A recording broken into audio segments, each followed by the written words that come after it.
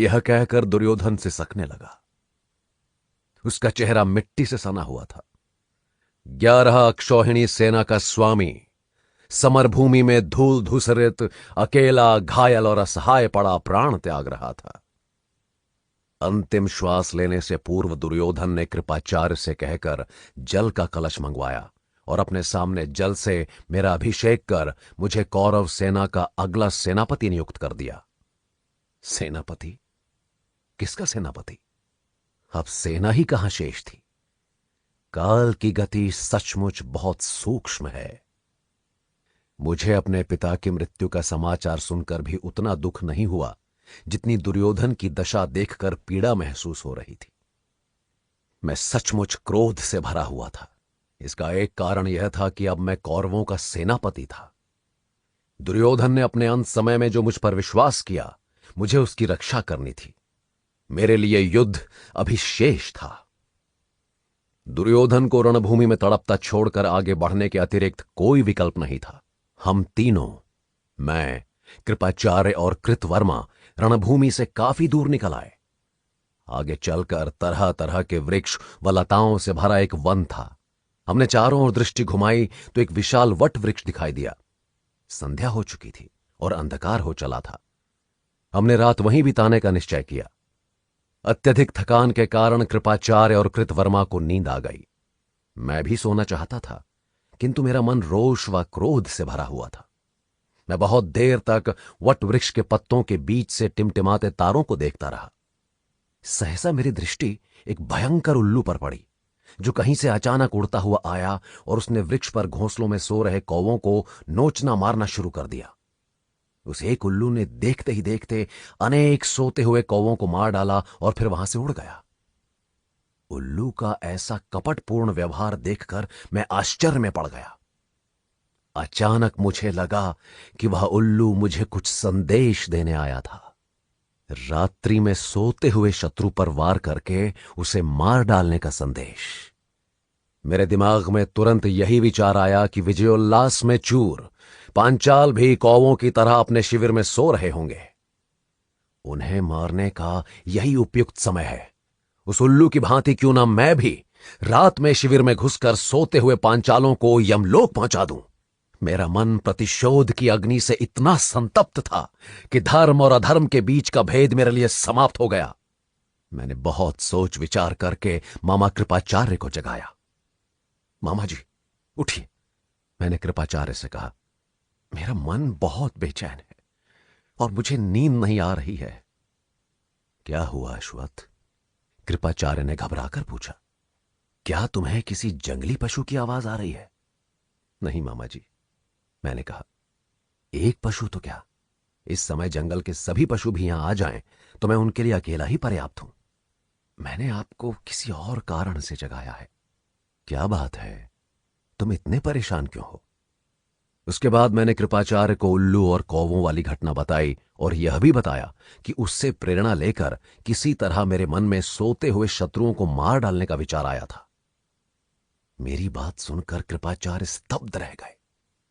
ऐसा नहीं था कि वह शत्रु का हित चाहते थे, किंतु शायद वे किसी सोते हुए प्राणी को मारने के पक्ष में नहीं थे। वे मुझे स्नेहपूर्वक समझाने लगे। प्रिय अश्वत्थामा, मैं तुम्हारा दुख समझता हूं। जिस तरह पांडवों ने छल से तुम्हारे पिता को और फिर दुर्योधन को मारा है, वह निश्चय ही धर्म विरुद्ध और निंदनीय है। इसके बाद भी मेरी बात मानो और अपने मन को काबू में रखो। ऐसा कोई कार्य मत करो जिसके कारण तुम्हें बाद में पश्चाताप करना पड़े। शास्त्र कहते हैं कि जो सोया हुआ हो, जिसने शस्त्र रख दिए हों, रथ और घोड़े खोल दिए हों, जो शरणागत हो, जिसके बाल खुले हुए हों और जिसका वाहन नष्ट हो गया हो, उसका वध करना धर्म द्वारा अच्छा नहीं माना जाता। इस समय रात्रि में सभी वीर निश्चिंत होकर कवच उतार कर गहरी निद्रा में होंगे। ऐसी स्थिति में उनके ऊपर वार करना अथवा उनका वध करना नरक में गिरने जैसा है। किंतु मैं प्रतिशोध की अग्नि में जल रहा हूं। मैं जानता हूं अश्वत्थामा। एक और बात है जो तुम्हारे लिए जानना बहुत जरूरी है। क्या मामा जी? मैंने उत्सुकता से पूछा, तुमने इतना लंबा समय दुर्योधन के साथ बिताया है, छोटे बड़े अनेक संग्रामों में उसके पक्ष में युद्ध किया है, और इस भीषण महायुद्ध में भी तुम दुर्योधन की ओर से लड़े हो। इसके बावजूद तुम्हें यह जानकर आश्चर्य होगा कि संसार का कोई व्यक्ति तुम्हारे ऊपर किसी तरह के नीच आचरण का दोष नहीं लगा सकता। वह चाहे द्रौपदी का चीरहरण हो या फिर द्यूत का कपटपूर्ण खेल, तुम तटस्थ बने रहे। परंतु तुमने दुर्योधन के अधर्मी कार्यों में कभी मुखर रूप से उसका समर्थन नहीं किया। तुम सूर्य के समान तेजस्वी हो और शस्त्रधारियों में श्रेष्ठ माने जाते हो। मैं नहीं चाहता कि तुम उन्मादवश कोई ऐसा कार्य कर बैठो जिससे तुम्हारी कीर्ति कलंकित हो जाए।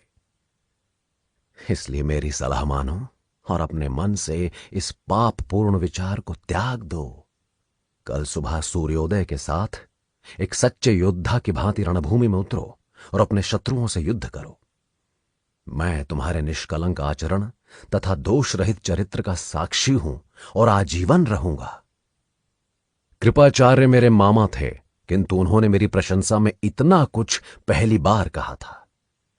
उनकी बातें सुनकर मैं एक पल के लिए भाव विह्वल हो गया और मुझे सचमुच लगा कि सोते हुए शत्रुओं को मारना उचित नहीं होगा। परंतु उस महायुद्ध के नृशंस नरसंहार ने मुझे क्रूर और निष्ठुर बना दिया था। मैंने कुछ देर विचारने के बाद कहा, मामा जी, आप जो कुछ कह रहे हैं वह निसंदेह ठीक है, परंतु आप जिस धर्म और मर्यादा के पालन की बात कर रहे हैं उसे तो पहले ही पांडवों ने छिन्न भिन्न कर दिया है। भीष्म पितामह को अर्जुन ने शिखंडी की ओट लेकर मारा। धृष्टद्युम्न ने सबके सामने मेरे शस्त्रहीन पिता का वध कर दिया। इसी तरह असहाय अवस्था में महारथी कर्ण को भी अर्जुन ने मार डाला। यही नहीं, राजकुमार दुर्योधन जैसे वीर योद्धा को भीम ने गदा युद्ध के नियमों की अनदेखी कर अधर्मपूर्वक मार गिराया। हमारे अधिकतर योद्धा इसी प्रकार पांडवों के हाथों छलपूर्वक मारे गए। मैं अपने मित्रों एवं संबंधियों के कपटपूर्ण वध को इतनी सरलता से कैसे भुला दूं? इसलिए अब मुझे भले ही अगले जन्म में कीट पतंगों की योनि मिले अथवा मुझे अपने कर्मों का कुछ भी प्रायश्चित करना पड़े, किंतु मैंने यह निर्णय ले लिया है कि मैं अपने पिता के हत्यारों को रात में सोते समय ही मारूंगा। मैं अपने प्रतिशोध के लिए अब और प्रतीक्षा नहीं कर सकता। ऐसे में आप ही बताइए कि मुझे नींद कैसे आ सकती है। मामा जी, मैं यह प्रण करता हूं कि आज की रात मेरे शत्रुओं की अंतिम रात होगी। जीवन मरण और हानि लाभ की तरह यश और अपयश भी विधि के हाथ होता है। जिस तरह अंत समय निकट आने पर व्यक्ति काल का ग्रास बनने के लिए स्वयं चलकर काल के मुंह तक पहुंच जाता है, उसी तरह जब अपयश मिलने का समय आता है तो मनुष्य की बुद्धि भ्रष्ट हो जाती है और उसे अपने शुभ चिंतक भी विरोधी नजर आने लगते हैं। मेरे साथ भी ऐसा ही हुआ। मुझे अपने मामा का सुझाव उचित तो लगा, किंतु मेरे प्रारब्ध ने मुझे उस सदाचारी सुझाव का पालन नहीं करने दिया। अध्याय 26। मेरे धैर्य ने मेरा साथ छोड़ दिया था। मैंने आधी रात में ही अपने अस्त्र शस्त्र संभाले और घोड़ों को जोत कर पांडवों के शिविर की ओर चल पड़ा।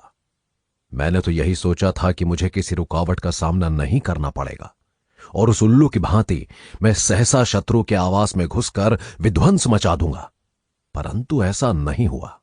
मैंने पांडवों के शिविर तक पहुंचकर देखा कि उनके शिविर के द्वार पर सूर्य के समान एक तेजस्वी और विशालकाय पुरुष खड़ा था। उसे देखने से ही शरीर में रोमांच हो रहा था। उसने अपने तन के निचले भाग पर व्याघ्र चर्म लपेटा हुआ था और ऊपर वाले पर मृग चर्म ओढ़ रखा था। उसने गले में सर्पों का यज्ञोपवीत पहन रखा था।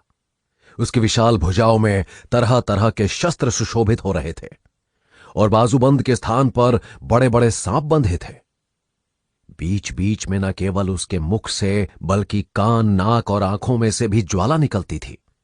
उसका रूप इतना भयावह था कि किसी सामान्य व्यक्ति के लिए तो उसे देख पाना ही कठिन था। मैं कुछ दूरी से उसे देखता रहा। मुझे आश्चर्य हो रहा था कि पांडव शिविर के बाहर इतना भयावह और विकट द्वारपाल कौन था जिसे मैंने युद्ध के दौरान पहले कभी नहीं देखा था। मैं जिस प्रयोजन से वहां गया था उसे पूर्ण करना ही मेरा एकमात्र उद्देश्य था। मुझे उस पुरुष का रूप देखकर थोड़ी बेचैनी तो अवश्य हुई, किंतु मैं घबराया नहीं था। मेरा लक्ष्य शिविर के अंदर प्रवेश करना था, किंतु उस द्वारपाल के रहते यह संभव नहीं था। स्पष्ट था कि मेरे लिए उस पुरुष से युद्ध करना आवश्यक था। मैं सहसा उसके सामने जा खड़ा हुआ और उसके ऊपर अस्त्रों की वर्षा करने लगा। मुझे अपनी आंखों पर विश्वास नहीं हुआ कि वह पुरुष मेरे सभी शस्त्रों को निगल गया। मैंने जीवन में अनेक योद्धा देखे थे, कुछ ऐसे भी थे जिनसे टकराकर अस्त्र शस्त्र घास के तिनकों की भांति बिखर जाते थे, किंतु ऐसा पुरुष पहली बार देखा था जो शस्त्रों को ही निगल जाए। मेरे पास अस्त्र शस्त्रों का कोई अभाव नहीं था। मैं द्वारपाल पर बाण चलाता गया, परंतु वह उन सबको एक एक करके लील गया। कुछ ही देर में मैं शस्त्र विहीन हो गया था। वह मुझे देखकर मुस्कुराने लगा। निश्चित ही उस एक योद्धा को अपने समक्ष शस्त्र विहीन अवस्था में असहाय खड़ा देखकर आनंद आ रहा था। मेरा जीवन अब पूरी तरह उसकी कृपा पर निर्भर था। मुझे लगा कि मेरा अंत समय आ गया है। स्वयं को ऐसी असहाय स्थिति में देखकर मुझे अपने ऊपर खींच भी आ रही थी। काश मामा कृपाचार्य की बात मान ली होती और इस तरह आवेश में वहां न आया होता तो मुझे इस विकट पुरुष के हाथों अपनी जान न गंवानी पड़ती। निश्चय ही मेरी बुद्धि अधर्म से कलुषित हो गई थी, जिसके कारण मुझे यह कष्ट भोगना पड़ रहा था। मेरे पास अब अपने आराध्य भगवान शिव की उपासना के अतिरिक्त कोई मार्ग नहीं था। मैंने महादेव की स्तुति आरंभ कर दी। मैंने स्तुति के उपरांत मन में संकल्प लिया कि यदि मैं इस दुस्तर विपत्ति से पार हो गया तो अपने शरीर की बलि देकर भगवान शंकर का यजन करूंगा। मैंने ज्यों ही अपने मन में यह दृढ़ संकल्प धारण किया, सहसा मेरे सामने एक सुवर्णमयी वेदी प्रकट हुई और उसमें अग्नि प्रज्वलित होने लगी। उसमें से बहुत से गण प्रकट हो गए, जिनके अनेक सिर और पैर थे और उनमें चंद्रमा और सूर्य के समान तेज था। ऐसा लगा मानो उनमें जरायुज, अंडज, स्वेदज और उद्विज चारों प्रकार के प्राणियों को नष्ट करने का सामर्थ्य था। बचपन से ही मेरे अंदर यह गुण था कि कितनी भी विकट समस्या या परिस्थिति हो, मुझे उसमें डर नहीं लगता था। उन भूत समान गणों को देखकर मैं तनिक भी भयभीत नहीं हुआ। मुझे लगने लगा कि मैं जिस पाप कर्म को करने वहां गया था उसे करने में विफल हो चुका था और अब मुझे उस वेदी में अपनी बलि देनी थी। मैंने इसे भी दैव का विधान मानकर स्वीकार किया और अपने धनुष को समिधा, बाणों को दर्भ तथा अपने शरीर को हवि बनाया। अंत में मैंने सोम देवता का मंत्र पढ़ा और पवित्र अग्नि में अपनी आहुति देने से पहले भगवान रुद्र की स्तुति करते हुए कहा, आप समस्त भूतों में स्थित हैं, आप ही समस्त भूतों के आश्रय हैं। यदि आज मैं अपने शत्रुओं को परास्त नहीं कर सकता तो आप भविष्य रूप से अर्पण किए हुए मेरे इस शरीर को स्वीकार कीजिए। ऐसा कहकर मैं उस वेदी पर चढ़ गया और अपने प्राणों का मोह छोड़ आग के बीच आसन लगाकर बैठ गया। उसी समय भगवान शंकर प्रकट हुए और मुस्कुराते हुए बोले, अश्वत्थामा, चक्रधारी श्री कृष्ण ने सत्य, शौच, सरलता, त्याग, तपस्या, नियम, क्षमा, भक्ति, धैर्य, बुद्धि और वाणी से मेरी आराधना की है। इसलिए उनसे बढ़कर मुझे कोई प्रिय नहीं है और यही कारण है कि मैं श्री कृष्ण के सम्मान स्वरूप यहां द्वारपाल का रूप बनाकर पांचालों की रक्षा हेतु खड़ा हूं। परंतु कालवश अब ये निस्तेज हो चुके हैं तथा इनका जीवन पूर्ण हो चुका है। मैं तुम्हारे साहस और त्याग से प्रसन्न हूं अश्वत्थामा। समय आ गया है कि तुम अपने संकल्प को पूर्ण करो। यह कहकर भगवान शंकर ने मेरे हाथ में एक चमचमाती तलवार थमा दी। मैं उस तलवार को अपने हाथ में लेकर अभी देख ही रहा था कि मेरे शरीर में एक तीव्र उत्तेजना हुई। मैं पूर्ण विश्वास से तो नहीं कह सकता, किंतु मुझे ऐसा लगा कि स्वयं भगवान शंकर मेरे शरीर में लीन हो गए, जिसके कारण युद्ध से शिथिल एवं निस्तेज मेरा शरीर फिर से ऊर्जान्वित हो गया और मेरे ओज में कई गुना वृद्धि हो गई। भगवान शंकर की शक्ति को अपने भीतर महसूस करने के बाद मेरे उत्साह में भी कई गुना वृद्धि हो गई थी। मुझे पता था कि पांडव शिविर में ना होकर किसी अलग शिविर में थे। मैं बिना समय गंवाए पहले पांचालों के शिविर में घुस गया। मैंने उस रात उल्लू से प्रेरित होकर समस्त वंश को मौत के घाट उतारने का प्रण किया हुआ था, किंतु मेरी दृष्टि सबसे पहले धृष्टद्युम्न को खोज रही थी। मेरे पिता का हत्यारा धृष्टद्युम्न। मुझे उसका तंबू खोजने में अधिक समय नहीं लगा। वह काल की पदचाप से बेखबर अपने रेशमी बिस्तर पर सो रहा था। मैंने आज तक लात मारकर किसी का अपमान नहीं किया, लेकिन अपने पिता के हत्यारे को इतनी निश्चिंतता से सोते देख मेरे क्रोध की सीमा न रही। मैंने उसे इतनी जोर से ठोकर मारी कि वह अपनी शैया से नीचे लुढ़क गया। नीचे गिरने से उसकी निद्रा टूट गई और वह घबराकर उठ बैठा। वह उठकर खड़ा हो गया, किंतु उसके संभलने से पूर्व मैंने उसे बालों से पकड़ लिया और घसीटकर धरती पर गिरा दिया। उसके बाद मैं उसकी छाती पर चढ़ बैठा और अपने घुटने से उसकी गर्दन दबा दी। मैंने धृष्टद्युम्न को हाथों और पैरों से बुरी तरह मारा। वह छटपटा रहा था। मुझे इस तरह मत पीटो, मुझे शीघ्र ही मार डालो अश्वत्थामा, धृष्टद्युम्न ने छटपटाते हुए कहा। धृष्टद्युम्न, मैं बहुत गुस्से में था। तू अपने कुल का कलंक है। तूने अपने शस्त्रविहीन गुरु को मारने का जघन्य अपराध किया है। मैं तुझे किसी शस्त्र से मारकर योद्धा का पुण्य अर्जित नहीं करने दूंगा। तेरे द्वारा किए गए पाप के लिए मैं तुझे आज ऐसे ही मारूंगा। इतना कहकर मैंने धृष्टद्युम्न के मर्म स्थल पर जोरदार प्रहार किया। उसके मुख से दर्द भरी एक अंतिम चीख निकली और उसने दम तोड़ दिया। मेरी आंखों के सामने अब भी अपने पिता का कटा हुआ सिर घूम रहा था। मेरा क्रोध कम होने के बजाय बढ़ता जा रहा था।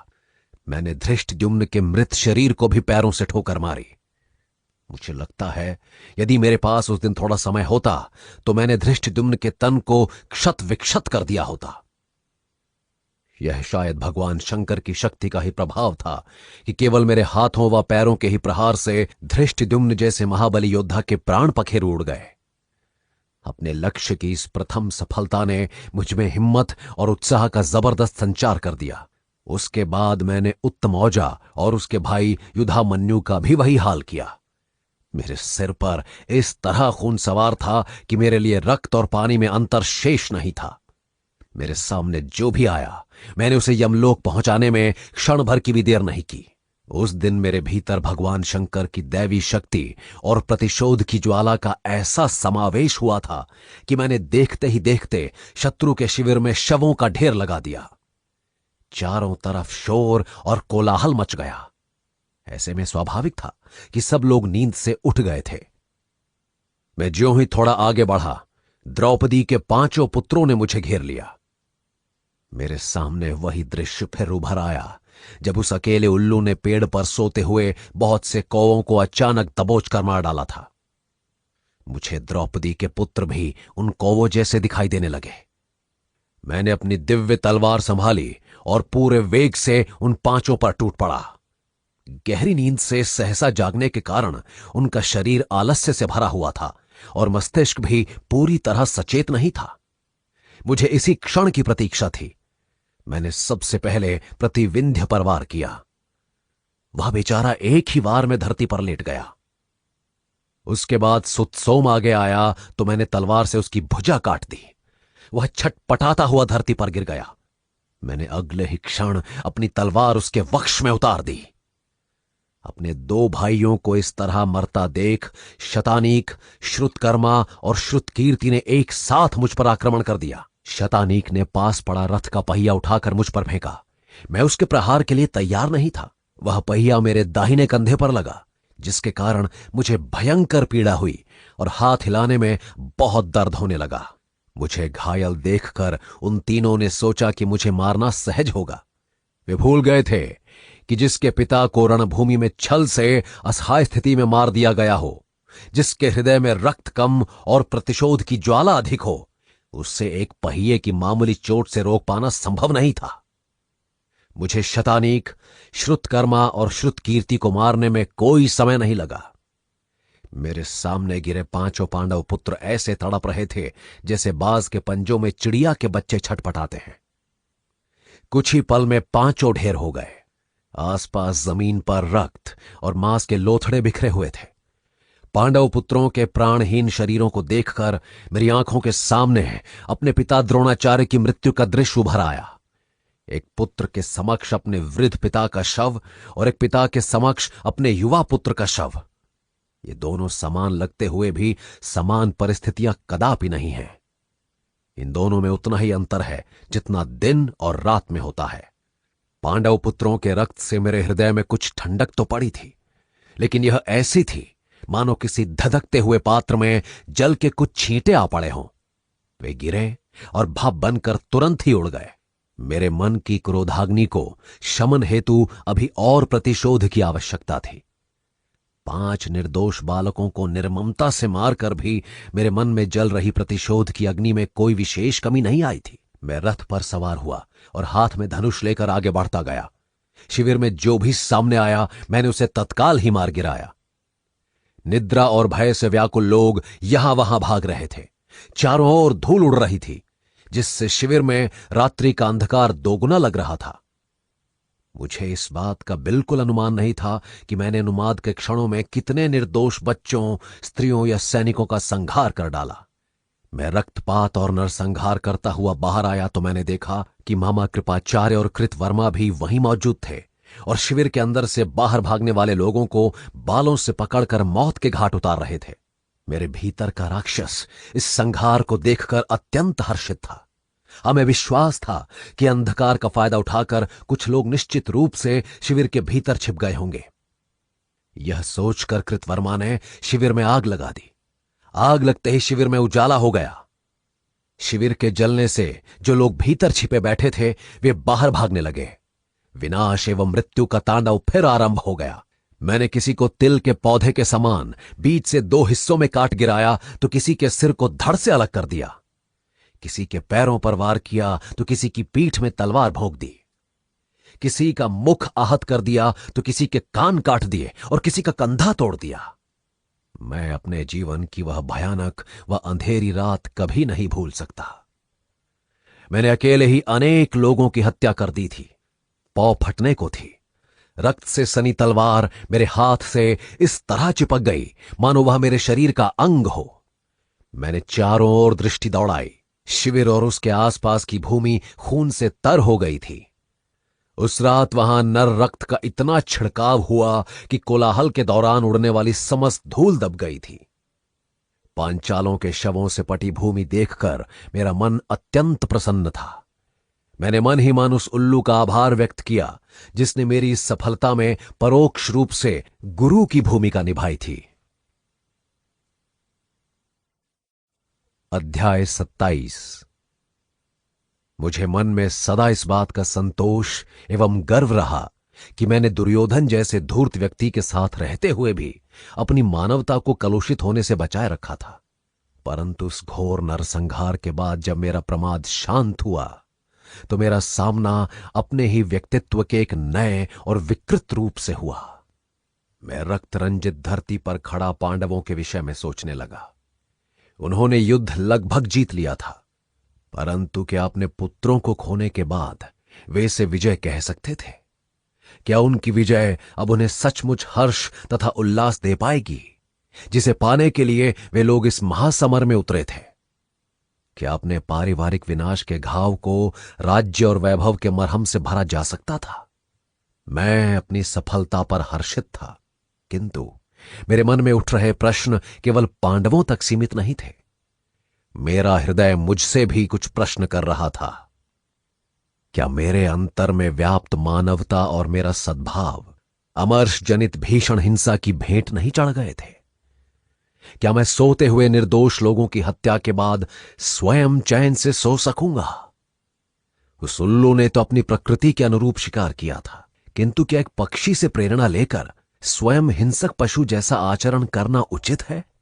सहसा मेरा हृदय मुझे धिक्कारने लगा था।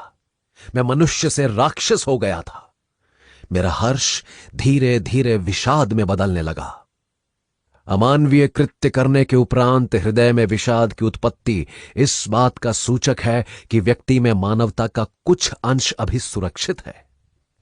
मुझे खुशी थी कि मैं पूरी तरह अमानव नहीं हो गया था।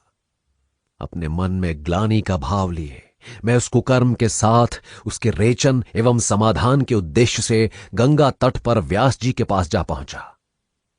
मैं उनके पास इस आशा के साथ गया था कि मेरे दुष्कर्म को युद्ध का ही अंश माना जाएगा, और जिस तरह युद्ध में योद्धाओं द्वारा हजारों सैनिकों को मारना सामान्य एवं क्षम्य समझा जाता है, उसी तरह मेरे इस कृत्य को भी देखा जाएगा। क्या सचमुच रणभूमि में सैनिकों को मारना और सोते हुए अबोध बालकों व महिलाओं की हत्या करना एक समान है? क्या युद्ध के समय कर्तव्यवश किया गया रक्तपात और अमर्ष के कारण किसी की हत्या को समान भाव से देखा जा सकता है? मेरे भीतर उठ रहे ये प्रश्न मेरे अंतर को मथ रहे थे, और उस मंथन से जो ग्लानि का गरल निकल रहा था, उसने मेरे तन और मन को नहीं अपितु मेरी आत्मा को भी विषाक्त कर दिया था। अभी मेरा हृदय इस उहापोह से जूझ ही रहा था कि मैंने पांचों पांडव को सिंहनाद करते हुए अपनी ओर आते देखा। निश्चित रूप से उन्हें मेरे जघन्य कृत्य का पता चल गया था। सबसे आगे भीमसेन अपने भारी भरकम पैरों को पटकता हुआ मेरी ओर दौड़ा आ रहा था। उसके पैरों की धमक से आसपास के वृक्ष कांप रहे थे। उसके पीछे पीछे हाथ में गांडीव धारण किए अर्जुन, चक्र हाथ में लिए श्री कृष्ण और उनके साथ युधिष्ठिर, नकुल व सहदेव भी थे। मेरे पास सोचने के लिए न समय शेष था और न ही बुद्धि। अपनी मृत्यु को सामने देख मेरी शिराओं में बह रहा रक्त मानो जमने लगा था। मेरा सिर भारी होने लगा। क्या मेरे पास अब भी कोई मार्ग शेष था? श्री कृष्ण के हाथ में सहस्र अरों तथा वज्र की नाभि वाला दिव्य चक्र देखकर मुझे वह घटना याद आ गई जब मैं अपने द्वारका में प्रवास काल के दौरान श्री कृष्ण से उनका वह दिव्य चक्र मांगने जा पहुंचा था। मुझे सहसा याद आ गया कि मैंने श्री कृष्ण को सुदर्शन चक्र के बदले उन्हें अपना ब्रह्मास्त्र देने की बात कही थी। ब्रह्मास्त्र, यह शब्द ध्यान में आते ही ऐसा लगा मानो मरुस्थल में प्यास से मर रहे व्यक्ति को पानी मिल गया हो। मैंने ज्यों ही ब्रह्मास्त्र का चिंतन किया, वह मेरे दाहिने हाथ में प्रकट हो गया। उसके प्रयोग के लिए आवश्यक मंत्र का उच्चारण करते ही उसकी नोक से अग्नि उत्पन्न हो गई और पलक झपकते ही उसने प्रचंड ज्वाला का रूप ले लिया। मैंने उसे हाथ में लेकर पांडवों की ओर देखा। वे ठिठक कर अपने स्थान पर रुक गए। मैंने महसूस किया कि मेरे भीतर सहज जागृत हुई ग्लानि की आंच मंद पड़ने लगी थी, और पांचाल शिविर में नरसंहार कर चुका राक्षस फिर से अपना सिर उठाए विध्वंस करने को तत्पर था। शत्रु निकट था, किंतु मृत्यु उससे भी निकट थी। ब्रह्मास्त्र हाथ में था। अब इस क्षण में उस प्रलयकारी अस्त्र के प्रयोग के अतिरिक्त कोई विकल्प शेष नहीं था। मेरे पिता द्रोण ने मुझे उसे प्रयोग ना करने की कड़ी चेतावनी दी थी। मैंने मन में अपने पिता से क्षमा मांगी और यह कहा कि पृथ्वी पांडव विहीन हो जाए। यह भीषण संकल्प लेते ही ब्रह्मास्त्र के अग्रभाग ने और प्रचंड रूप धारण कर लिया। मैंने बिना कुछ अधिक सोचे विचारे उस विनाशकारी अस्त्र को पांडवों की ओर छोड़ दिया। श्री कृष्ण ने ब्रह्मास्त्र को देखा तो चिंतित होकर अर्जुन से बोले, अर्जुन, इस दुष्ट अश्वत्थामा ने आखिर ब्रह्मास्त्र का प्रयोग कर ही दिया। आचार्य द्रोण का दिया यह ब्रह्मास्त्र तुम्हारे हृदय में भी विद्यमान है। अब उसके प्रयोग का समय आ गया है, क्योंकि ब्रह्मास्त्र को ब्रह्मास्त्र द्वारा ही रोका जा सकता है। तुम शीघ्र ही उसका स्मरण करो और पांडवों की मंगल कामना के साथ उसे छोड़ दो। अर्जुन ने आंखें बंद की और ब्रह्मास्त्र का स्मरण किया। अगले ही पल उसके भी हाथ में ठीक वैसा ही ब्रह्मास्त्र प्रकट हो गया। अर्जुन ने उसे ऊर्जान्वित करने हेतु मंत्र पढ़ा और पांडवों का मंगल हो कहकर उसने भी अपना ब्रह्मास्त्र छोड़ दिया। हम दोनों के ब्रह्मास्त्र हवा में टकरा गए और उनसे भीषण गर्जना हुई। हजारों उल्काएं गिरने लगीं। सर्वत्र अग्नि की लपटें उठने लगीं, जिनसे संतप्त होकर प्राणी इधर उधर भागने लगे। आचार्य द्रोण ने कभी स्वप्न में भी नहीं सोचा था कि किसी दिन उनका पुत्र और उनका शिष्य इस तरह आमने सामने आ जाएंगे और उनके आदेशानुसार वर्जित अस्त्र का दुरुपयोग किया जाएगा। ब्रह्मास्त्र के प्रयोग से उत्पन्न ज्वाला तीनों लोकों को जलाने लगी। तभी देवर्षि नारद तथा महर्षि व्यास आकाश में प्रकट हुए और उन्होंने कहा, पूर्व काल में भयंकर अस्त्र शस्त्रों के ज्ञाता हुए हैं, किंतु आज तक किसी ने इन अस्त्रों का प्रयोग मनुष्यों पर नहीं किया। फिर तुम दोनों वीरों ने यह अनिष्टकारी दुस्साहस क्यों किया है? तुम्हारी इस मूर्खता से पृथ्वी के अतिरिक्त समस्त लोकों में भीषण हाहाकार मचा हुआ है। यह हमारा आदेश है कि तुम दोनों तुरंत अपने अपने अस्त्रों को लौटाओ और अपने निजी संघर्ष में विश्व के अन्य प्राणियों की आहुति मत दो। नारद जी एवं व्यास जी का यह आदेश सुनते ही अर्जुन ने हाथ जोड़कर कहा, प्रभु, मैंने तो अपना ब्रह्मास्त्र विवश होकर चलाया था ताकि इससे अश्वत्थामा द्वारा चलाया ब्रह्मास्त्र शांत हो जाए। तथापि आपकी आज्ञा अनुसार मैं अपने अस्त्र को वापस लेता हूं। परंतु आप अश्वत्थामा को कहिए कि वह भी अपना अस्त्र वापस ले, अन्यथा हम लोगों का विनाश निश्चित है। यह कहकर अर्जुन ने मंत्र पढ़ा और उसका ब्रह्मास्त्र उसके पास वापस चला गया। मेरे द्वारा चलाया गया ब्रह्मास्त्र आकाश में ही घूमता रहा और पृथ्वी की स्थिति गंभीर होती चली गई। नारद और व्यास जी ने मेरी ओर देखा। स्पष्ट था कि उन्हें मुझसे भी अब वही अपेक्षा थी। मैंने मंत्र पढ़ा किंतु उसका कोई प्रभाव नहीं हुआ। ब्रह्मास्त्र द्वारा चल रही विनाश लीला ज्यों की त्यों जारी रही। सब लोग विस्मित थे कि मंत्रोच्चारण के बाद भी ब्रह्मास्त्र लौटकर क्यों नहीं आया। इसका कारण यह था कि ब्रह्मास्त्र को लौटाने के लिए केवल मंत्र का ज्ञान होना पर्याप्त नहीं था, अपितु उस दिव्य अस्त्र के धारक का संयमी और सदाचारी होना भी एक अनिवार्य शर्त थी। मैंने ब्रह्मास्त्र का प्रयोग प्रमादवश किया था तथा उसके प्रयोग से मानव जाति की क्षति की उपेक्षा कर दी थी, जिससे मेरा संयम व सदाचार ध्वस्त हो चुका था। इसलिए प्रयास करने के बाद भी मैं अपना ब्रह्मास्त्र वापस नहीं ले पाया था। अर्जुन अत्यंत व्रती और संयमी था तथा उसने अपना ब्रह्मास्त्र सचमुच मेरे अस्त्र को शांत करने के लिए ही चलाया था, इसलिए वह अपना अस्त्र लौटाने में सफल हो गया। मेरे प्रमाद के कारण सर्वत्र होने वाली क्षति को देखकर वहां उपस्थित सब लोग मुझे घृणा की दृष्टि से देख रहे थे। मैं लज्जा से धरती में गड़ा जा रहा था। यह निश्चित था कि ब्रह्मास्त्र को वापस लौटाने का अब कोई तरीका नहीं था, परंतु उसे यूं ही आकाश में घूमने देना पृथ्वी के सर्वनाश को आमंत्रित करने के समान था। मैंने कुछ सोचकर व्यास जी से कहा, मैं मानता हूं कि मुझसे प्रमाद और भीषण क्रोध के कारण यह अपराध हो गया है। मैं यह भी मानता हूं कि मुझे इसके लिए उचित दंड मिलना चाहिए, परंतु अब मुझसे अपराध तो हो गया है और इस अस्त्र को लौटा पाना भी संभव नहीं। इसलिए जिस उद्देश्य से मैंने यह अस्त्र चलाया था, मैं उसे आंशिक रूप से अवश्य पूर्ण करूंगा। मैंने यह ब्रह्मास्त्र पांडवों के विनाश के लिए चलाया था, परंतु मैं अब इसे अर्जुन की पुत्र वधु और अभिमन्यु की पत्नी उत्तरा के गर्भ पर छोड़ रहा हूं। नहीं! अर्जुन चिल्लाया। नहीं अश्वत्थामा, तुम ऐसा नहीं कर सकते। इस युद्ध में पहले ही अनेक निर्दोष बालकों और स्त्रियों की हत्या हो चुकी है। तुम्हें किसी गर्भस्थ शिशु पर ब्रह्मास्त्र जैसा घातक अस्त्र चलाने का कोई अधिकार नहीं है। अर्जुन, तुम ठीक कहते हो, मैंने उत्तर दिया, किंतु मैं कैसे भूल जाऊं कि उत्तरा के गर्भ में तुम्हारा ही वंशज है। मैंने ब्रह्मास्त्र चलाने से पहले तुम पांडवों के सर्वनाश की कामना की थी, पर तुम लोगों को मारकर उस कामना को शायद पूरा ना कर पाऊं, परंतु मेरे पास तुम्हारा भावी वंश समाप्त करने का विकल्प अभी मौजूद है। ऐसा कहकर मैंने ब्रह्मास्त्र को उत्तरा के गर्भ पर केंद्रित कर दिया। आकाश में भीषण नाद हुआ और सहसा मेरे ब्रह्मास्त्र ने अपनी दिशा बदली और पांडव शिविर में घुस गया। कुछ क्षण बाद सर्वत्र हो रहा विनाश थम गया। अस्त्र ने अपना लक्ष्य भेद दिया था। वह उत्तरा के गर्भ पर गिरा और उसके भीतर पल रहा अर्जुन का वंशज निष्प्राण हो गया। अध्याय 28। यह सब कुछ हो जाने के बाद मुझे अपना जीवन निस्तेज और निरुद्देश्य लगने लगा। यह मैंने क्या किया? मुझे अपने मामा कृपाचार्य के शब्द याद आ रहे थे जो उन्होंने मेरी प्रशंसा में कहे थे।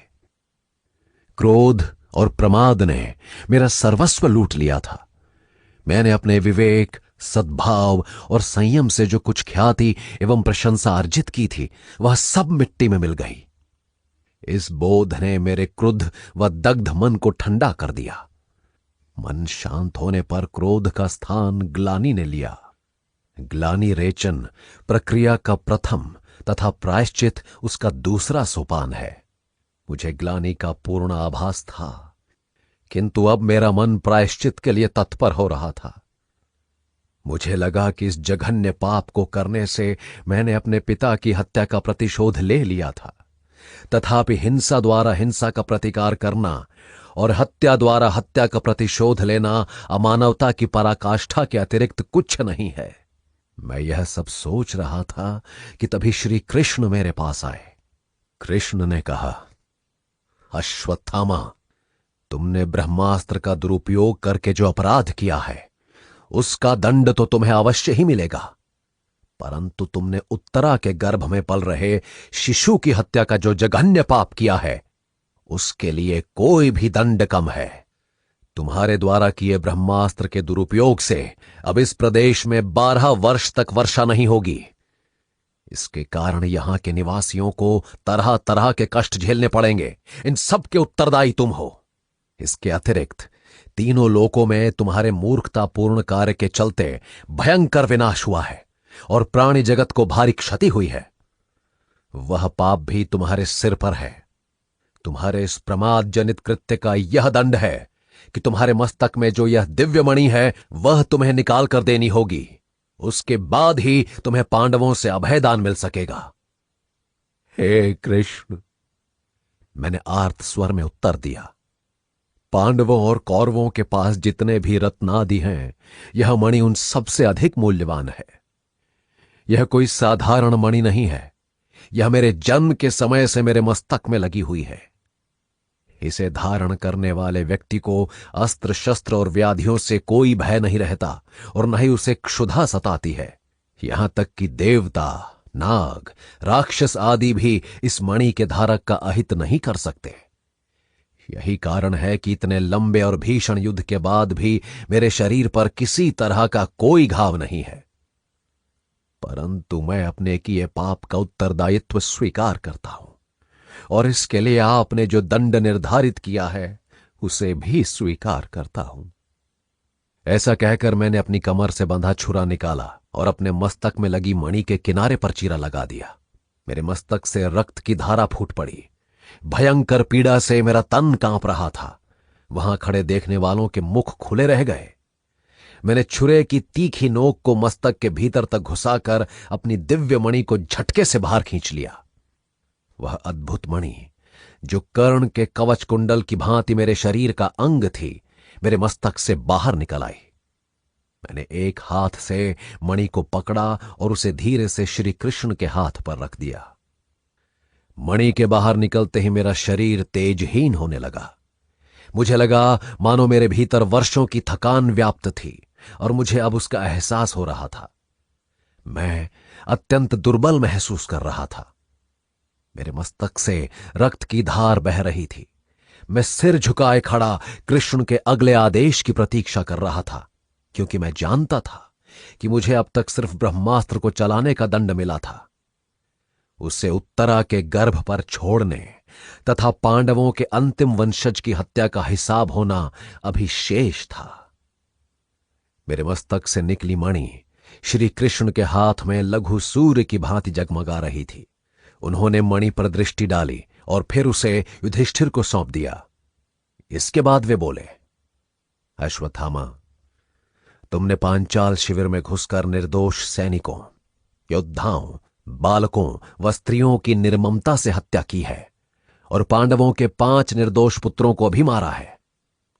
यदि यह सब करके भी तुम्हारे प्रमादी व उद्विग्न मन को शांति मिल जाती तो ठीक था, किंतु तुम्हें इतने भारी नरसंहार से भी संतोष नहीं हुआ तो फिर तुमने ब्रह्मास्त्र चलाया और जब तुम उस दिव्यास्त्र की शक्ति को नियंत्रित नहीं कर पाए तो तुमने उससे एक गर्भस्थ शिशु की हत्या कर डाली। तुमने जो अस्त्र चलाया है उसका वार अमोघ है। उसकी चोट से उत्तरा के गर्भ में पल रहे अभिमन्यु पुत्र की हत्या होना निश्चित है। परंतु यदि तुम सोचते हो कि तुमने ऐसा करके पांडवों के वंश को समाप्त कर दिया है तो यह तुम्हारी भूल है। मुझे यूं तो विधि के विधान में हस्तक्षेप नहीं करना चाहिए, परंतु तुमने आवेश में आकर दिव्यास्त्र के दुरुपयोग द्वारा पांडवों के कुल का नाश करने का महापाप किया है। इसलिए मैं उसके परिशोधन हेतु अपनी दैवी शक्ति के प्रयोग से उस निर्दोष बालक को फिर से जीवित कर रहा हूं जिसकी तुमने गर्भ में हत्या की है। यह बालक बड़ा होकर परीक्षित के नाम से विख्यात होगा तथा तुम्हारी आंखों के सामने पांडव कुल की कीर्ति को आगे बढ़ाएगा। मैं पांडव वंश को समाप्त करने की तुम्हारी इस घृणित युक्ति को विफल कर रहा हूं। मुझे विश्वास हो गया था कि मेरे इस पाप के लिए कृष्ण मुझे अवश्य मृत्यु दंड देंगे, किंतु जब उन्होंने यह कहा कि वह बालक मेरी आंखों के सामने पांडवों की कीर्ति को आगे बढ़ाएगा तो मैंने राहत की सांस ली, क्योंकि इसका अर्थ यह था कि श्री कृष्ण ने मुझे जीवन दान दे दिया था। मैं यह सोचकर मन में प्रसन्न हो रहा था कि मैं अभी कुछ समय और जीवित रहने वाला था कि तभी मुझ पर भयंकर वज्रपात हुआ। श्री कृष्ण ने अपनी बात को आगे बढ़ाते हुए कहा, परंतु अश्वत्थामा, मेरी बात अभी समाप्त नहीं हुई है।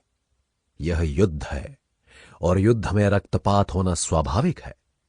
मैं तुम्हें पांचाल शिविर में निर्मम नरसंहार और द्रौपदी के सोते हुए पुत्रों की हत्या करने के लिए क्षमा कर सकता हूं, किंतु हे अश्वत्थामा, तुमने अपने पिता द्वारा दिए गए ब्रह्मास्त्र की शक्ति का दुरुपयोग किया है और उत्तरा के गर्भ में पल रहे शिशु की हत्या की है। पृथ्वी पर अपनी शक्ति के दुरुपयोग तथा भ्रूण हत्या करने से अधिक जघन्य अपराध कोई नहीं है। इनके लिए तुम्हें दंड अवश्य मिलेगा। इसलिए मैं वासुदेव कृष्ण तुम्हें शाप देता हूं कि तुम हजारों वर्षों तक इस पृथ्वी लोक पर भटकोगे। तुम्हारे शरीर से निरंतर लहू और पीप का रिसाव होता रहेगा। घावों के सड़ जाने से तुम्हारे तन से भयंकर दुर्गंध आएगी और मनुष्यता तो क्या, संसार के पशु पक्षी तक तुम्हारे निकट आने से कतराएंगे। शीघ्र ही संसार के लोग तुमसे बातचीत करना छोड़ देंगे और तुम्हें इस विशाल पृथ्वी पर हजारों वर्षों तक अकेले इस असहनीय कष्ट को सहन करना पड़ेगा। तुम जर्जर अवस्था में अपने सड़े हुए तन का बोझ ढोते दुर्गम वनों में घूमते रहोगे। इस संसार में अनेक लोग हैं जो चिरंजीवी हैं, अमर हैं, किंतु उन्हें वह अमरता वरदान में मिली है। तुम अकेले अपवाद हो जिसे यह शाप में मिली है। अन्य लोगों के लिए जहां उनकी अमरता हर्ष और गौरव का विषय है, वहीं तुम्हारी अमरता अभिशाप बनकर आजीवन तुम्हारे साथ चलेगी। श्री कृष्ण का कठोर शाप सुनकर मेरी आत्मा कांप उठी। हजारों वर्षों का कष्टपूर्ण जर्जर और एकाकी जीवन, मैं ऐसे जीवन का क्या करूंगा। मैं श्री कृष्ण के चरणों में सिर रखकर रोने लगा।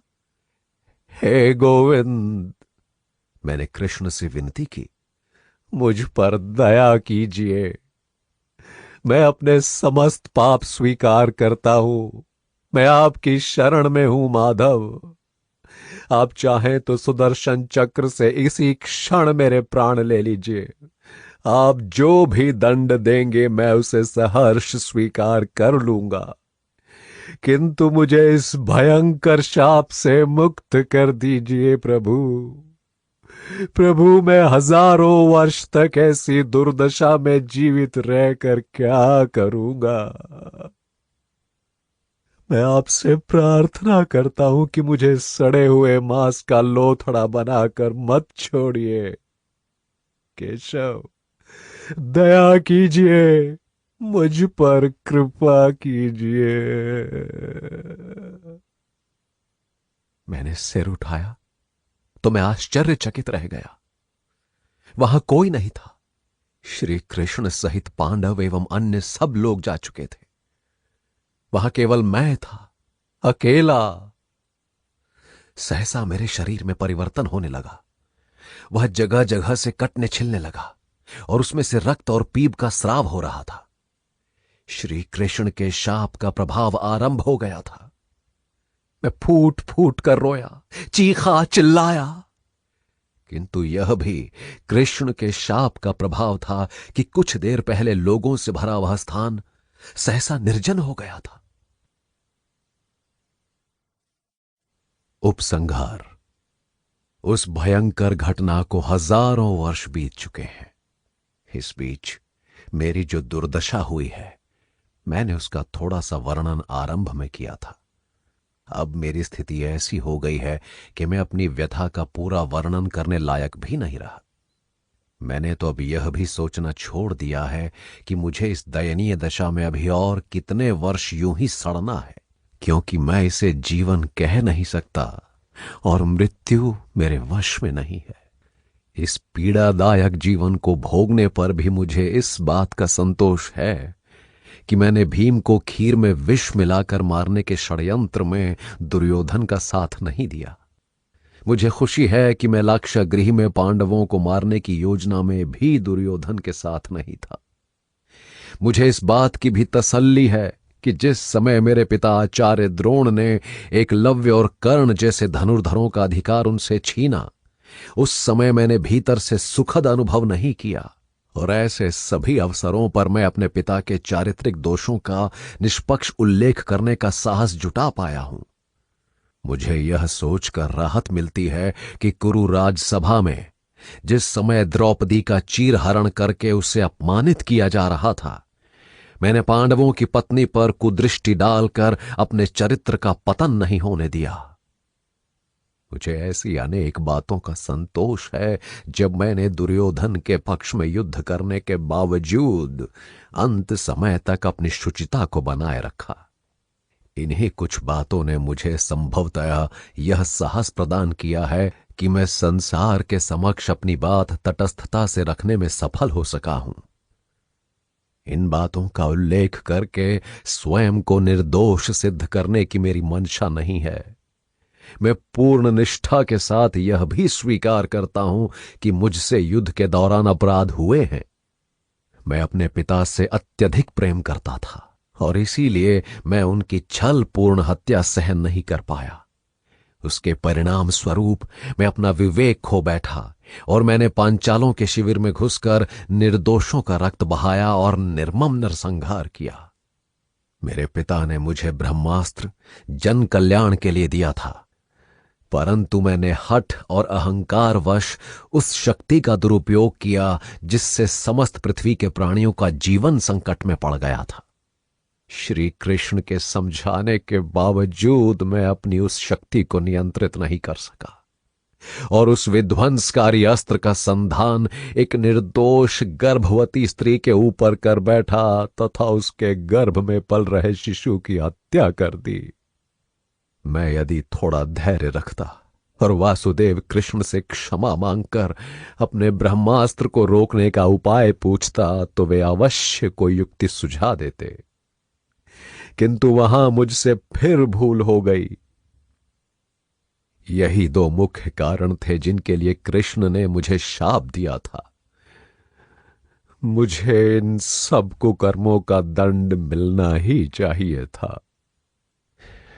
मैंने इन बीते हजारों वर्षों में मानव सभ्यता को अनेक बार करवट लेते देखा है। मैंने असंख्य युद्ध देखे हैं, मैंने रक्तपात देखा है, मैं घोर नरसंहार का साक्षी रह चुका हूं। मैंने मनुष्यों को राक्षसी कर्म और जघन्य पाप करते देखा है, परंतु मैंने आज तक किसी पापी, अधर्मी या हत्यारे को इस तरह का रौरव कष्ट भोगते अथवा ऐसा शापित जीवन जीते नहीं देखा। यह मेरा दुर्भाग्य है कि इतना कुछ देखने और सहन कर लेने के बाद मैं अब तक जीवित हूं। मुझे अब स्थान, दिशा और समय का कोई बोध नहीं है।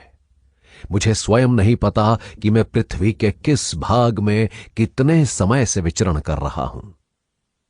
मैंने कृष्ण द्वारा दिए कठोर दंड को स्वीकार तो कर लिया, परंतु एक प्रश्न मेरे मन में हमेशा उठता रहा कि श्री कृष्ण ने मुझे इतना लंबा शाप क्यों दिया। ऐसी दुर्दशा के साथ तो कुछ समय का शाप भी मनुष्य के लिए काटना मुश्किल हो सकता था, तो फिर हजारों वर्ष का शाप क्यों? चूंकि मेरे पास इन बीते वर्षों में करने के लिए कोई काम तो था नहीं, इसलिए मैं इसी प्रश्न पर चिंतन मनन करता रहा। बहुत समय तो मुझे यही लगता रहा कि मुझे इस जर्जर और दयनीय अवस्था में इतने लंबे समय तक जीने का विकट शाप देकर श्री कृष्ण ने मेरे साथ अन्याय किया है। परंतु फिर मुझे ध्यान आया कि श्री कृष्ण तो स्वयं ईश्वर हैं, उनके विधान में त्रुटि होने का तो प्रश्न ही नहीं है। इसका अर्थ यह हुआ कि यह शाप देने के पीछे कृष्ण का अवश्य कोई मंतव्य रहा होगा। समय ज्यों ज्यों कलयुग की परिधि में प्रवेश करता गया, मेरे सामने इस दीर्घकालिक शाप का उद्देश्य स्पष्ट होता गया। कृष्ण जानते थे कि वह शाप मेरे लिए असहनीय होगा, परंतु श्री हरि विष्णु का अवतार होने के कारण कृष्ण ने भविष्य में झांक लिया था कि कलयुग में पृथ्वी पर अधर्म बढ़ेगा। वे जानते थे कि आने वाले समय में लोग तरह तरह के विध्वंसक अस्त्र शस्त्रों को बनाकर उनका दुरुपयोग करेंगे तथा मनुष्य मनुष्य के रक्त का प्यासा हो जाएगा। श्री कृष्ण को इस बात का भी पूर्वाभास हो गया था कि कलयुग में लोगों के मन में कन्या की अपेक्षा पुत्र की कामना अधिक बलवती हो जाएगी, जिसके कारण समाज में गर्भस्थ शिशुओं, विशेषकर कन्याओं की हत्या में अप्रत्याशित वृद्धि होने लगेगी। इससे प्रकृति का संतुलन बिगड़ेगा और समाज में विकृति उत्पन्न हो जाएगी। इस प्रकार श्री कृष्ण ने मेरे द्वारा किए गए दोनों अपराधों की भविष्य में पुनरावृत्ति होती देख ली थी। मेरा ऐसा अनुमान है कि इसी कारण भगवान मेरे माध्यम से कलयुगवासियों को यह संदेश देना चाहते थे कि ईश्वर के विधान में शक्ति के दुरुपयोग और गर्भस्थ शिशुओं की हत्या के लिए अत्यंत भयंकर और पीड़ादायक दंड निर्धारित है। कृष्ण ने अपने इसी संदेश को कलयुग तक पहुंचाने के लिए मुझे जीवित छोड़ दिया था, ताकि लोग मेरे विषय में जानें और मुझसे सीखें कि ऐसे अपराधों का परिणाम कितना असहनीय हो सकता है। मैं इतने वर्षों के बाद इस बात को समझ पाया कि श्री कृष्ण मुझे यह शाप देने के लिए विवश थे, परंतु उन्होंने मुझे अपना उद्देश्य उस समय नहीं बताया, क्योंकि वह ईश्वर की भावी योजना का हिस्सा थे और साधारण मनुष्यों को भविष्य की जानकारी नहीं होनी चाहिए। मैं यह स्पष्ट देख सकता हूं कि कृष्ण ने जो मेरे साथ किया वह मानव समाज को विध्वंसकारी अस्त्र शस्त्रों के दुरुपयोग तथा भ्रूण हत्या जैसे जघन्य अपराध से दूर रखने के लिए नितांत आवश्यक था। मैं चाहता हूं कि उन दुष्कर्मों के लिए मैंने जो पीड़ा भोगी है वह किसी अन्य मनुष्य को ना भोगनी पड़े। मुझे लगता है कि मैंने इस कथा के माध्यम से ईश्वर का वह संदेश लोगों तक पहुंचा दिया है जिसके लिए कृष्ण ने मुझे जीवित छोड़ दिया था। इसलिए मैं सुदर्शन चक्रधारी भगवान श्री कृष्ण से प्रार्थना करता हूं कि अब वे मेरे ऊपर कृपा करें और मुझे इस असहनीय कष्ट से मुक्त कर दें। जो लोग मुझे अमर मानते हैं तथा मंदिरों, जंगलों और निर्जन स्थानों में खोजते फिरते हैं, उन्हें यह समझना चाहिए कि मनुष्य का शरीर नहीं अपितु उसके विचार और संदेश अमर रहते हैं। इसीलिए अन्य मनुष्यों की भांति मेरा शरीर नश्वर है और मैं भी इस मर्त्य लोक को त्याग कर चला जाऊंगा, परंतु वासुदेव कृष्ण का यह संदेश सदा अमर रहेगा। उनके द्वारा दिए शाप की कथा सदा अमर रहेगी। मैं जिंदा हूं और सदा जिंदा रहूंगा।